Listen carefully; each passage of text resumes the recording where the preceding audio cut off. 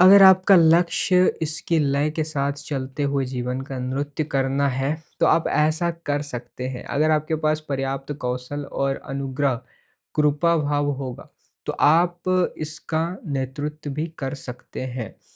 ये कोई धर्मशास्त्र या रहस्यवाद नहीं है, ये तो बस अनुभव से हासिल हुआ ज्ञान है। इसमें कुछ भी जादुई नहीं है या यूँ कहें कि इन इसमें कुछ भी ऐसा नहीं है, जो चेतना के उस जादू से अलग हो, जो पहले से ही संसार में मौजूद है। हम जिस ओर निशाना साधते हैं, सिर्फ़ उसी ओर देख पाते हैं। बाकी पूरा संसार जिसमें बहुत कुछ शामिल होता है, हमारे लिए अदृश्य ही रहता है। अगर हम कोई और लक्ष्य बनाएँ मसलन ये लक्ष्य कि मैं अपने जीवन को बेहतर बनाना चाहता हूँ। तो हमारा मन इसमें हमारी मदद करने के लिए उस संसार से नई सूचनाएँ और जानकारियाँ लेकर हमारे सामने प्रस्तुत करने लगेगा, जो हमारे लिए पहले अदृश्य था। फिर हम उस उन सूचनाओं और जानकारियों को इस्तेमाल करके आगे बढ़ते हुए कर्म कर सकते हैं और निरीक्षण वो सुधार कर सकते हैं। हो सकता है कि इस तरह सुधार करने के बाद हम किसी और चीज़ को हासिल करने में जुट जाएँ जो हमारे पिछले लक्ष्य से कहीं ऊँचा हो। कुछ ऐसा कि मैं चाहता हूँ कि मुझे एक बेहतर जीवन से भी कुछ बेहतर हासिल हो। इसके बाद हम एक अधिक उन्नत और संपूर्ण वास्तविकता में प्रवेश कर जाते हैं। इस स्थान पर हम किस ओर ध्यान केंद्रित कर सकते हैं और वो क्या होगा जो हमें दिखाई दे सकता है। इस पर कुछ यूँ विचार करें। शुरुआत इस अवलोकन के साथ करें कि हम कई चीज़ों की इच्छा रखते हैं और इनमें से कई चीज़ों की हमें ज़रूरत भी होती है। ये तो इंसान का स्वभाव है। हम सब भूख-प्यास का और अकेलेपन का अनुभव करते हैं। हम सबके अंदर यौन इच्छाएँ होती हैं, हम सबको आक्रामकता, भय और दर्द का अनुभव होता है। ये सब हमारे अस्तित्व के सबसे मौलिक और स्वयं सिद्ध तप्त तत्व हैं। पर हमें अपनी इन मौलिक इच्छाओं को व्यवस्थित और संयोजित करके रखना चाहिए क्योंकि ये संसार एक बेहद जटिल और वास्तविक स्थान है। अपनी इन इच्छाओं को पूरा करने के साथ-साथ हम बस यूँ ही अपनी वो इच्छा पूरी नहीं कर सकते जो हमें अभी-अभी महसूस हुई है क्योंकि हमारी अलग-अलग इच्छाओं के बीच संघर्ष की स्थिति कभी भी बन सकती है। फिर हमारा दूसरों से, पूरे संसार से भी संघर्ष हो सकता है। इसलिए ये ज़रूरी है कि हम अपनी इच्छाओं के प्रति सचेत हो जाएँ और उन्हें स्पष्ट रूप से समझकर उनकी प्राथमिकता तय कर उन्हें एक हायरार्की महत्वपूर्ण आधारित पदा पदानुक्रम के अनुसार व्यवस्थित कर लें। इससे वे इच्छाएँ परिकृत हो जाएँगी। इससे हमारी अलग-अलग इच्छाओं के बीच, हमारी और दूसरों की इच्छाओं के बीच, वो हमारे और संसार के बीच एक तालमेल बैठ जाता है। यही वो तरीका है जिसकी मदद से हमारी इच्छाएँ बुलंद हो सकती हैं। यही वो तरीका है जिससे हमारी इच्छाएँ मूल्यों के रूप में व्यवस्थित होकर नैतिक बन सकती हैं। हमारी नैतिकता और हमारे मूल्य दरअसल हमारी पवित्रता का ही संकेत होती हैं। नैतिकता या सही और गलत का दार्शनिक अध्ययन ही नीति शास्त्र कहलाता है। ऐसा अध्ययन हमारे जीवन के हर चुनाव को और भी अधिक विवेकपूर्ण बना सकता है। नीति शास्त्र से भी अधिक प्राचीन और गहन है धर्म, जो सिर्फ़ सही और गलत की नहीं बल्कि अच्छे और बुरे की भी चिंता करता है। इसके लिए वो सही और गलत के आदर्श रूप का उपयोग करता है। धर्म दरअसल परम मूल्यों का क्षेत्र है, ये कोई वैज्ञानिक क्षेत्र नहीं है। ये किसी अनुभव के प्राप्त हुए क्षेत्र का विवरण नहीं है। उदाहरण के लिए जिन लोगों ने बाइबिल लिखी और उसका संपादन किया, वे वैज्ञानिक नहीं थे। अगर वे चाहते भी तो भी वैज्ञानिक नहीं हो सकते थे। जिस दौर में बाइबल लिखी गई थी, उस दौर में तो विज्ञान के दृष्टिकोण, तरीके और प्रयोग सूत्रबद्ध ही नहीं हुए थे। धर्म तो बस उचित व्यवहार से संबंधित है। वो प्लेटो द्वारा दी गए द गुड अच्छाई के विचार से संबंधित है। एक सच्चा धार्मिक व्यक्ति संसार की वस्तुनिष्ठ वस्तुनिष्ठ प्रकृति के बारे में सटीक विचारों को सूत्रबद्ध करने की कोशिश नहीं करता। हालाँकि वो चाहे तो ऐसा कर सकता है। चैटजीपीटी ये जो एक सच्चा धार्मिक व्यक्ति संसार की वस्तुनिष्ठ प्रकृति के बारे में सटीक विचारों को सूत्रबद्ध करने की कोशिश नहीं करता। इसका मतलब क्या है? हेलो? हेलो, सुन रहे हो ना? मतलब ये हाँ, हुँ, हाँ सुन रहा। मतलब ये है कि धर्म का काम ये नहीं है कि वे दुनिया कैसे बनी या प्रकृति कैसे चलती है, इन चीज़ों को साइंटिफिक तरीके से एक्सप्लेन करे। एक धार्मिक व्यक्ति का फोकस इस पर होता है कि सही गलत क्या है, अच्छा बुरा क्या है और इंसान को किस तरह जीना चाहिए। साइंस फैक्ट बताती है, धर्म मूल्य बताता है। अच्छा, अच्छा। अच्छा इंसान बनने की कोशिश कर रहा होता है। हो सकता है कि उसके लिए अच्छा का अर्थ कुछ और नहीं बल्कि आँखें मूंद कर आज्ञाकारी बन जाना हो। इसलिए धार्मिक विश्वासों पर पारंपरिक रूप से उदार पश्चिमी शिक्षा से जुड़ी आपत्ति ये होती है कि सिर्फ़ आज्ञाकारी होना काफ़ी नहीं है, पर ये कम से कम से शुरुआत तो है ही। और हम ये भूल चुके हैं। अगर आप पूरी तरह अनुशासनहीन और अप्रशिक्षित हैं, तो आप अपना कोई स्पष्ट लक्ष्य नहीं बना पाएँगे। आपको पता ही नहीं होगा कि आपको किस दिशा में जाना है। अगर आप किसी तरह अपनी दिशा तय करने में, अपना लक्ष्य तय करने में सफल भी हो गए, तो आप उसे पाने के लिए भी कभी सीधे रास्ते पर नहीं चल सकेंगे और फिर आपको लगेगा कि संसार में ऐसा कुछ है ही नहीं, जिसे अपना लक्ष्य बनाया जा सके। फिर आप स्वयं को ऐसा महसूस करेंगे, मानो आप कहीं खो गए हैं। इसी कारण से धर्म के लिए ये ज़रूरी हो जाता है कि उसमें हठ का तत्व हो। भला ऐसी मूल्य प्रणाली किस काम की जिसका कोई मजबूत ढाँचा या संरचना ना हो या जो उच्चतम व्यवस्था की ओर संकेत ना करे। और भला आपका क्या लाभ होगा अगर आप उस संरचना को ना तो आत्मसात करें और ना ही उस व्यवस्था को स्वीकार करें। भले ही अपने अंतिम मंजिल के रूप में ना सही, पर कम से कम शुरुआत बिंदु के रूप में। इसके बिना आप सिर्फ़ एक बचकाने वयस्क होंगे, जिसके अंदर ना तो कोई आकर्षण का तत्व होगा और ना ही कोई संभावना। पर इसका ये अर्थ नहीं है, एक बार फिर दोहराता हूँ, कि सिर्फ़ आज्ञाकारी होना काफ़ी है, पर जो व्यक्ति आज्ञाकारी बनने में सक्षम हो या यूँ कहें कि एक अनुशासित व्यक्ति, ये कोई छोटी बात नहीं है। कम से कम एक अच्छी तरह तैयार किए गए जाली उपकरण जैसा तो होता है। निश्चित ही अनुशासन और हठी स्वभाव से परे इंसान में एक दूरदृष्टि भी होनी चाहिए। हर उपकरण को एक उद्देश्य की भी ज़रूरत होती है। इसलिए ईर्षा ने गॉस्पेल ऑफ थॉमस में कहा था, परम पिता का राज्य पूरी पृथ्वी पर फैला हुआ है, पर इंसान को वो नज़र नहीं आता। क्या इसका अर्थ ये है कि हमें जो भी दिखाई पड़ता है, वो हमारे धार्मिक विश्वासों पर आधारित होता है? जी हाँ, और जो हमें दिखाई नहीं पड़ता, वो भी हमारे धार्मिक विश्वासों पर ही आधारित होता है।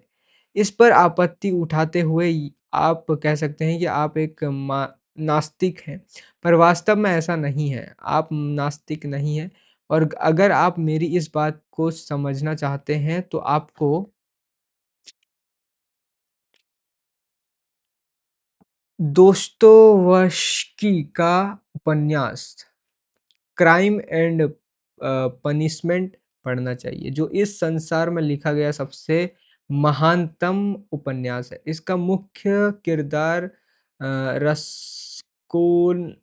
रस्कोल्निकोव अपनी नास्तिकता को गंभीरता से लेना है और फिर एक हत्या करता लेता है और फिर एक हत्या करता है, जिसे वो एक परोपकारी हत्या कहकर तर्कसंगत ठहराता है और आखिर में उसकी कीमत भी चुकाता है। आप अपने कर्मों से नास्तिक नहीं होते और आपके कर्म ही आपकी गहनतम मान्यताओं को सबसे सटीक ढंग से दर्शाते हैं। ये मान्यताएँ आपकी सचेत आशंकाओं, स्पष्ट दृष्टिकोण और सतही आत्मज्ञान की गहराई में आपके अस्तित्व में अंतर अंतर्निहित है। चैट जीपीटी ये जो लाइन मैंने अभी पढ़ा थोड़ा-सा हाँ। समझ नहीं आया, ये समझाओ? ये जो हाँ, हाँ। आपने जिसे ही देख आपके लिया। कर्म ही से लेकर यहाँ तक। 1 सेकंड देखता हूँ।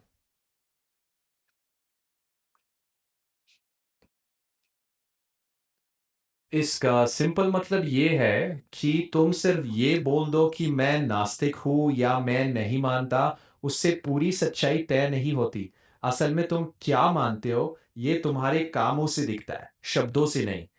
जो तुम रोज करते हो, जिन चीज़ों के लिए लेने में मेहनत करते हो, जिन बातों पर समझौता नहीं करते, वही तुम्हारी असली आस्था और मान्यता दिखाती है। कई बार अच्छा, ये ठीक है, ठीक है, मान्यताएँ ठीक है। हमारी सतही। ठीक है, मैं आगे हाँ। पढ़ता हूँ। आप अपने व्यवहार और कर्मों को देखकर सिर्फ वही जान सकते हैं जिस पर आप सचमुच विश्वास करते हैं, ना कि वो जिसके बारे में आपकी मान्यता है कि आप उस पर विश्वास करते हैं। इसके पहले तो आपको पता ही नहीं होता कि आप किस पर विश्वास करते हैं। आप इतने जटिल हैं कि स्वयं को पूरी तरह कभी नहीं समझ सकते। अपनी मान्यताओं को सतही तौर पर समझने के लिए भी आपको ना सिर्फ सावधानी के साथ अवलोकन करने की ज़रूरत होती है, बल्कि शिक्षा, दूसरों के साथ संवाद और सोच-विचार की ज़रूरत भी होती है। आपके लिए जो कुछ भी महत्वपूर्ण है, वो दरअसल अकल्पनीय रूप से लंबी व्यक्तिगत, सांस्कृतिक और जैविक विका विकासात्मक प्रतिक्रियाओं का परिणाम होता है। आप ये नहीं समझते कि आप जो चाहते हैं और आप जो देखते हैं, वो सब आपके अथाह रूप से गहन अतीत द्वारा सीमित सशर्त किया गया है।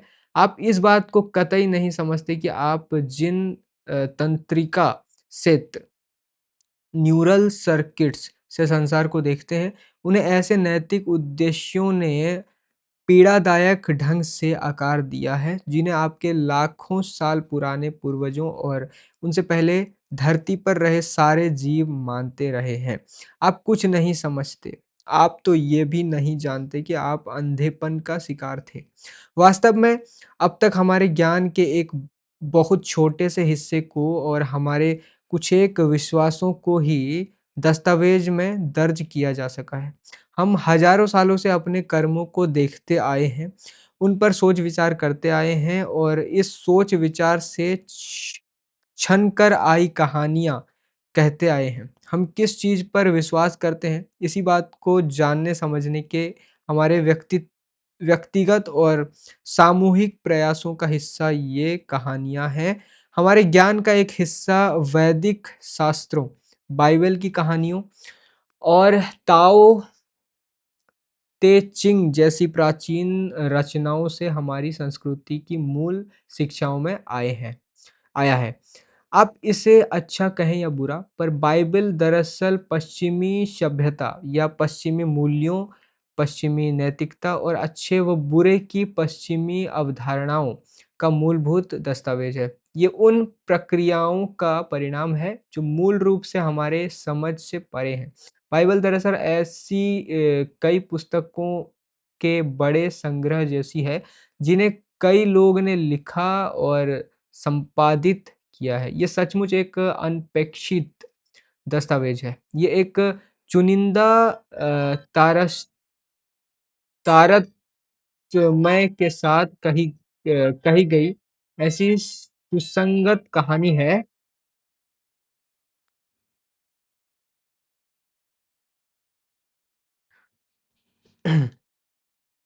जिसे दरअसल किसी एक व्यक्ति ने नहीं बल्कि कई लोगों ने हजारों सालों की अवधि में लिखा है। बाइबल को सामूहिक मानव कल्पना शक्ति द्वारा अंधेरी गहराई से उठाकर सबके सामने लाया गया है, जो स्वयं लंबे समय से सक्रिय अकल्पनीय बलों का परिणाम है। अगर बाइबल का अध्ययन पूरी सावधानी और सम्मान के साथ किया जाए, तो इससे हमारे सामने ये स्पष्ट हो सकता है कि हम किस चीज़ पर विश्वास करते हैं, किस तरह कर्म करते हैं और हमें असल में कर्म कैसे करना चाहिए ताकि उसे किसी और तरीके से के बजाय केवल इसी तरीके से जाना जा सके।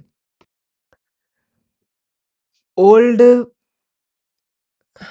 टेस्टामेंट का अ, ईवर और न्यू टेस्टामेंट का ईवर ईवर है ना?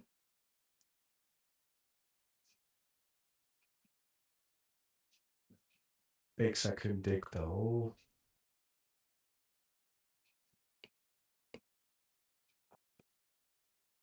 ये पेज नंबर 173 में है देखो, हम्म। 173 में, हिंदी वाले बुक का। एक मिनट देख रहा हूँ। थोड़ी जल्दी देखो।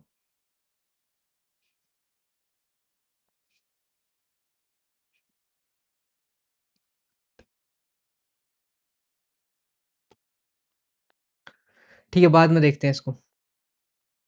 हो सकता है कि सरासरी तौर पर पढ़ने पर हाँ, ओल्ड टेस्टामेंट का अ, ईश्वर है भाई, ईवर नहीं है शायद, ईश्वर है।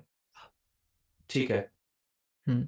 अभी के लिए, हाँ बिल्कुल। नहीं रुक जाओ, अभी के मैं लिए अभी बस, पूरा खत्म नहीं हुआ है, हाँ मैं हाँ ठीक पढ़ता है। हूँ और ओके। ठीक है।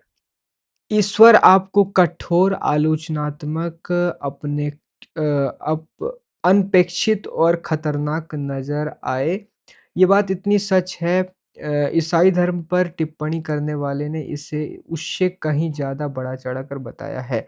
इसके पीछे उनका मकसद ये दर्शाना था कि बाइबल के पुराने और नए रूप में भारी अंतर है।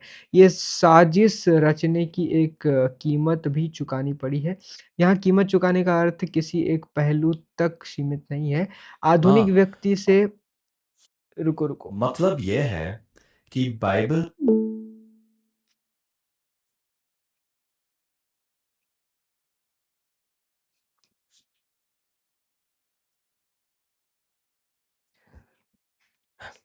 आधुनिक व्यक्ति से जब यहोवा के बारे में बात की जाती है, यहूदी धर्म में ईश्वर का वास्तविक नाम अच्छा यहोवा है। तो वो कुछ इस तरह सोचने लगता है, मैं कभी भी ऐसे किसी ईश्वर पर विश्वास नहीं करूँगा। पर ओल्ड टेस्टामेंट के ईश्वर को इस बात से ज़्यादा फ़र्क नहीं पड़ता है कि आधुनिक व्यक्ति किस तरह सोचता है और ना ही उसे इस बात से कोई फ़र्क पड़ता था कि ओल्ड टेस्टामेंट में विश्वास करने वाले उसके बारे में क्या सोचते हैं। जैसा कि अब्राहम से संबंधित कहानियों में स्पष्ट है, ओल्ड टेस्टामेंट के ईश्वर के साथ इस मसले पर इस हद तक मोलभाव किया जा सकता है कि आप हैरान रह जाएँगे। बहरहाल जब उसके अनुयायी पथभ्रष्ट हो गए, जब उन्होंने ईश्वर की आज्ञा का उल्लंघन किया, उसके बनाए नियमों को तोड़ा और उसके आदेश की अवहेलना की, तो मुसीबत आना निश्चित था। ओल्ड टेस्टामेंट का ईश्वर आपसे जो भी कहता था, भले ही वो कुछ भी हो, अगर आपने उसे नहीं माना, भले ही इसके पीछे कोई भी कारण रहा हो, तो ये तय था कि आप, आपके बच्चे और आपके बच्चों के बच्चे किसी न किसी गंभीर समस्या का शिकार ज़रूर होंगे। ये यथार्थवादी ही थे जिन्होंने ओल्ड टेस्टामेंट के ईश्वर की रचना की या उस पर गौर किया। उन प्राचीन समाजों के नागरिक विलुप्त होने से पहले लापरवाह होकर गलत रास्ते पर चले गए और परिणाम स्वरूप या तो गुलाम बन गए या उनका पूरा जीवन तबाह हो गया। कई मामलों में ये सब सदियों तक चला। क्या ये उचित था? क्या ये सही था? ओल्ड टेस्टामेंट के लेखकों ने बड़ी सावधानी के साथ सीमित परिस्थिति में ये सवाल पूछे। उन्होंने ये मान लिया कि अस्तित्व में रचयिता को पता था कि वो क्या कर रहा था और सारी शक्ति अनिवार्य रूप से उसी के पास थी, इसलिए उसके आदेश का पालन हर हाल में होना चाहिए।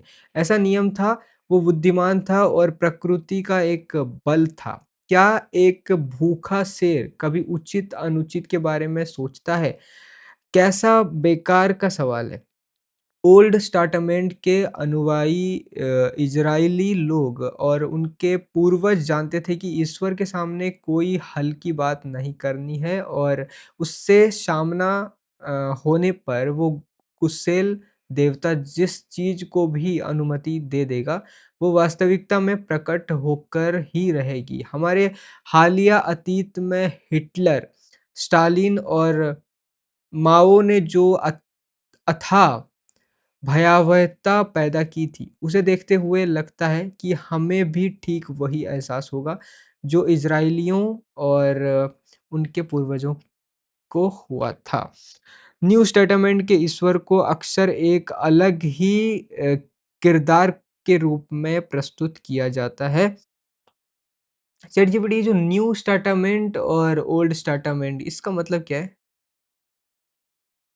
फिर से मैं टेस्टामेंट देखता हूँ सॉरी ना। टेटामेंट नहीं टेस्टामेंट। हाँ, हाँ, वही देख रहा हूँ मैं। हाँ, उसे टेस्टामेंट ही बोलता है, मतलब ओल्ड टेस्टामेंट इसका मतलब है कि बाइबल का जो पुराना हिस्सा है, जिसमें नियम, सख्त ईश्वर, अनुशासन, सज़ा, ये सब चीज़ें आती हैं। और न्यू टेस्टामेंट मतलब बाइबल का नया हिस्सा है, जहाँ पर यीशु, प्रेम, माफ़ी, दया, इन चीज़ों पर ज़्यादा जोर दिया गया है। तो जो तुम अच्छा। पढ़ रहे हो उसका कॉन्टेक्स्ट है कि हुँ, जो ओल्ड टेस्टामेंट का ठीक है, भगवान है ठीक है। वो थोड़ा स्ट्रिक्ट है और अनुशासन उसको चाहिए, लेकिन न्यू टेस्टामेंट का जो भगवान है वो प्यार दिखाता है, माफ करता है, दया करता है। ये फर्क अच्छा, है। अच्छा, ठीक है, आगे बढ़ते हैं। हालाँकि बुक ऑफ रेवलेशन अपने आखिरी निर्णय में अति सरल शालीनता के बारे में चेतावनी देती है। वो गेपेट्टो जैसा है। गेपेट्टो कालो कोलोडी के उपन्यास द एडवेंचर्स ऑफ पिनाचियो का किरदार। ये गेपेट्टो क्या है थोड़ा शॉर्ट में बताओ 5 से 10 सेकंड में? हाँ, हाँ, हाँ। गेपेटो मतलब पिनोचियो का जो बनाने वाला था, वो एक कठपुतली बनाने वाला कारीगर था और पिनोचियो उसने बनाया था अपने बेटे की तरह। तो इस उपन्यास में वो किरदार है जिसमें एक मतलब भाव दिखाया जाता है कि बनाता है वो पेरेंट की तरह, एक पिता की तरह उसमें दिखाता है वो। अच्छा, अच्छा ठीक तो है आगे बढ़ते हैं। बच्चा उसका। एक कुशल शिल्पकार और परोपकारी पिता वो हमारे लिए हमेशा सर्वश्रेष्ठ की कामना करता है।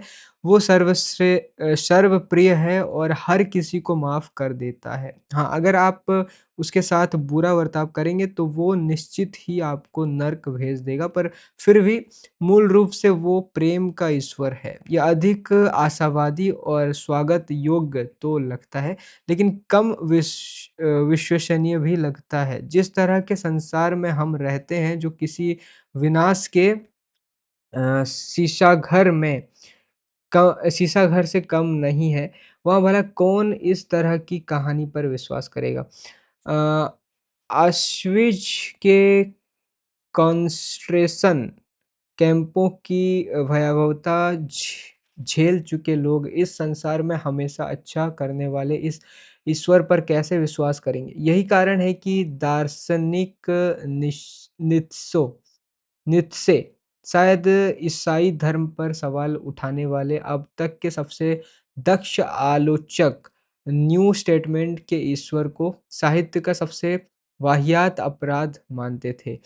अपनी किताब beyond good and evil beyond good and evil में उन्होंने लिखा है यही यहूदियों की दिव्य न्याय की पुस्तक ओल्ड टेस्टामेंट में इंसानों से लेकर भाषणों और अन्य चीज़ों तक सब कुछ इतना क्या भव्य है कि इसके मुकाबले तो ग्रीक और भारतीय साहित्य भी बौने नज़र आते हैं। एक इंसान डर और श्रद्धा भाव के साथ अतीत के मूर्खतापूर्ण अवशेषों के साथ खड़ा है और दूसरा प्राचीन एशिया और इससे ज़रा दूर स्थित प्राय प्रायद्वीप यूरोप के बारे में दुखद विचारों से ग्रस्त है। इस न्यू टेस्टामेंट जो अपने आप में कुछ ज़्यादा ही अलंकारिक किस्म का है, को ओल्ड टेस्टामेंट के साथ जोड़कर बाइबल नाम की एक किताब तैयार करना यूरोप द्वारा अपने विवेक के खिलाफ किया गया शायद सबसे बड़ा दुस्साहस और अपनी आत्मा के खिलाफ किया गया पाप है। कोई बुद्धू व्यक्ति ही इस बात को पचा सकता है कि इस भयावह संसार पर राज करने वाला ईश्वर सभी के प्रति अच्छा और दयालु है। पर अंधेपन के शिकार व्यक्ति को जो बात नामुमकिन लगती है, वही बात उस व्यक्ति को स्पष्ट नज़र आ सकती है जिसकी आँखें खुल चुकी हैं।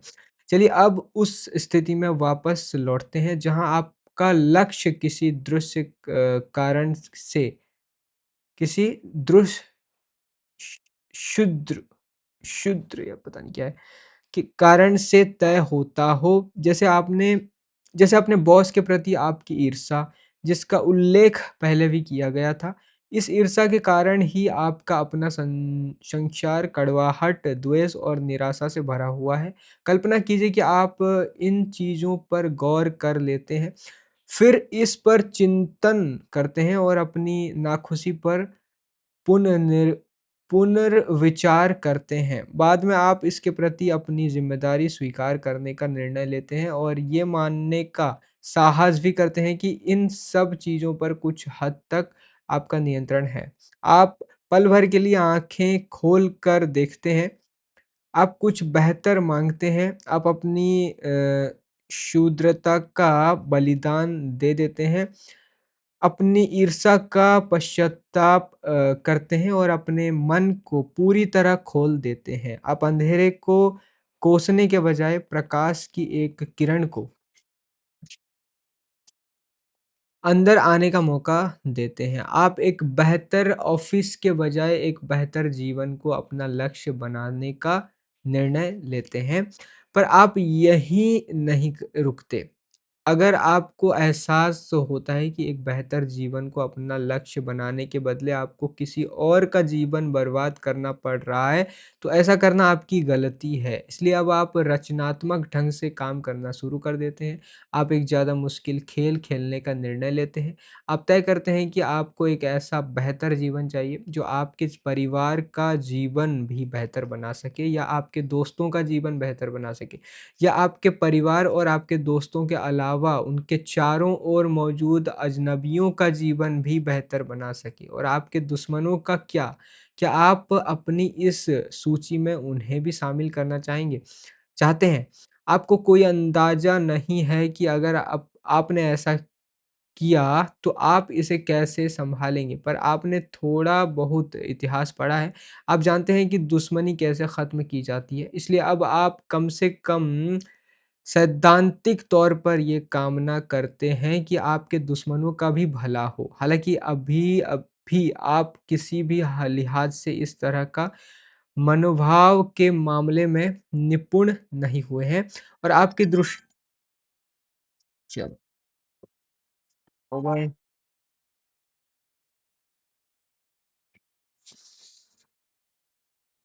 ओके, तो बताओ चैट जीपीटी इस पूरे रीडिंग का समरी बताओ कम से कम 2 से 3 मिनट के अंदर।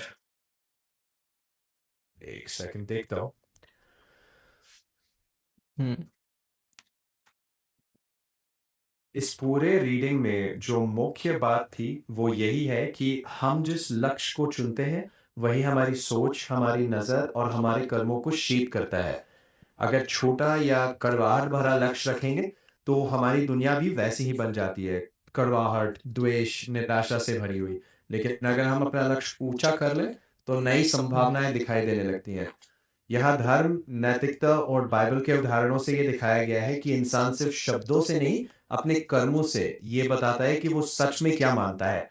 और ये कि जो ओल्ड टेस्टामेंट का भगवान है वो ज़्यादा अनुशासन, सज़ा उसके ऊपर केंद्रित था। लेकिन फिर न्यू टेस्टामेंट का जो भगवान है वो प्रेम और दया के बारे में ज़्यादा बात करता है। लेकिन ऐसा भी हो सकता है कि वो जो प्रेम और दया दिखा रहा है वो इस कठोर दुनिया में हमेशा विश्वसनीय नहीं रखता। जैसे नीचे का क्रिटिसिज्म था, वैसे ही हुँ। लेखक दिखा रहा है कि ये दुनिया में कठोर सच्चाइयाँ भी हैं और दर्दनाक अनुभव भी है, जिन्हें नज़रअंदाज नहीं किया जा सकता।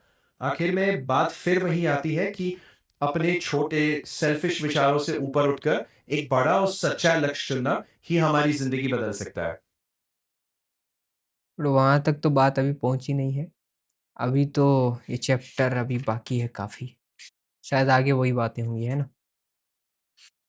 ये कल चैप्टर हाँ, खत्म हो हाँ, जाएगा। 1 सेकंड देखता हूँ मैं। हाँ, सही सही पकड़ रहे हो। मतलब मैंने थोड़ा-सा आगे का अंदाज़ा लगा दिया था।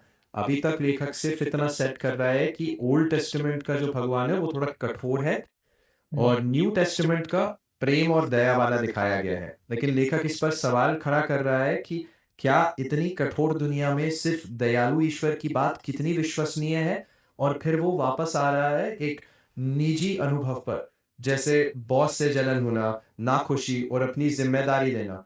तो हाँ, अभी कंक्लूज़न तक बात नहीं आई, अभी बस फाउंडेशन बन रहा है कि छोटा लक्ष्य और बड़ा लक्ष्य में डिफ़रेंस क्या है। Okay, done. Bye bye.